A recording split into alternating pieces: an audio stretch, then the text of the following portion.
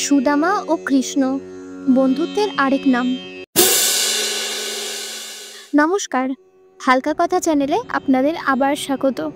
আর happy friendship day আপনাদেরকে। আজ আপনাদেরকে সুদামা ও কৃষ্ণের অপরূপ বন্ধুত্বের গল্প বলবো। দুজনের বন্ধুত্ব তখনকার যখন কৃষ্ণ রাজা না, কৃষ্ণ গোকুলে গোয়ালা ছিল। অবন্তিকা নগরে সন্দীপন ঋষির আশ্রমে সুদামা ও কৃষ্ণ একসাথে পড়াশোনা করত। শুধু ক্লাসের সহপাঠী তা নয়, সমস্ত দুষ্টুমি, সমস্ত কর্মকাণ্ডেরও সাথী ছিল সুদামা। তাদের বন্ধুত্বের কথা জানতো না এমন মানুষ হয়তো খুঁজে পাওয়া যাবে না। তারপর কৃষ্ণ গোকুল থেকে মথুরা, আর মথুরা থেকে দ্বারকায় চলে গেল। কৃষ্ণ সুদামার খবর পায় না ঠিকই, কিন্তু সুদামার কানে কৃষ্ণের সমস্ত কর্মকাণ্ডের খবর চলে যায়। আসলে কৃষ্ণের কর্মকাণ্ডই এমন।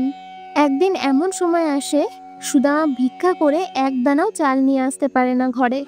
সেদিন দরিদ্রতার সাথে হার মেনে সুদামার স্ত্রীও সুদামাকে উঁচু গলায় কিছু কথা বলে, এমনকি এও বলে যার মিত্র রাজা তার কখনো এমতাবস্থা হয়। এসব পীড়াপিড়িতে সুদামা কৃষ্ণের কাছে যায়, যদিও সে মনে মনে ভাবছিল কৃষ্ণের দ্বারপালকই তাকে ঢুকতে দেবে না। যাই হোক, সে এই দ্বিধাদ্বন্দ্ব নিয়ে দ্বারপালকের কাছে যায়। তার ভাবনা সঠিক ছিল। দ্বারপালক তাকে ওপর থেকে নিচ অবধি পর্যবেক্ষণ করে এবং জিজ্ঞেস করে, কি সন্দেশ? তখন সুদামা বলে, কৃষ্ণকে বলো সুদামা এসেছে। বন্ধু বলতে গিয়েও সুদামা আটকে গেল। সুদামা অনেকক্ষণ দাঁড়িয়ে থাকার পরেও যখন দেখলো কেউ আসছে না, সুদামা মন ঘুরিয়ে বাড়ির দিকে রওনা দেবে। এমন সময় কৃষ্ণ দৌড়ে দৌড়ে সুদামার দিকে আসে। তখন সে রাজা নয়, সে এক বন্ধু, এক সত্যিকারের বন্ধু। সুদামাকে নিয়ে কৃষ্ণ মহলে যায়। তাকে 15 দিন পর্যন্ত রাজার মতো যত্ন করে। কিন্তু এই 15 দিনে কৃষ্ণকে বুঝতেও দেয়নি যে সুদামা কি অবস্থায় আছে। 15 দিন পর সুদামা বাড়ি গেলে দেখে তার কুটির রাজপ্রাসাদে পরিণত হয়েছে।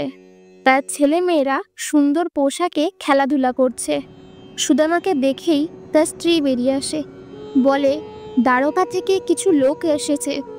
এসে তাকে ধন সম্পত্তি দেয়, আর এই অট্টালিকা মাত্র 15 দিনের মধ্যে বানিয়ে দেয়। সুদামার স্ত্রী সুদামাকে জিজ্ঞেস করে, তুমি কি তোমার বন্ধুকে আমাদের পরিবারের অবস্থা জানিয়েছিলে? সেই কি এসব দিল? এই হলো আসল বন্ধুত্ব। কিছু না বলা সত্ত্বেও এক বন্ধু আরেক বন্ধুর পরিস্থিতি বুঝে নেয় এবং তার পরিস্থিতি ঠিক করার পুরো চেষ্টা করে। আর আরেক বন্ধু তার সমস্ত কষ্ট মনের মধ্যে রাখে, যাতে বন্ধুত্বের মধ্যে কোনো স্বার্থ না আসে। আমরা আমাদের চ্যানেলে নিয়মিত ফ্যাক্টস এবং সত্যি ঘটনাগুলো আপনাদের সামনে নিয়ে আসি। তাই চ্যানেলটি ভালো লাগলে লাইক, কমেন্ট ও সাবস্ক্রাইব করতে ভুলবেন না।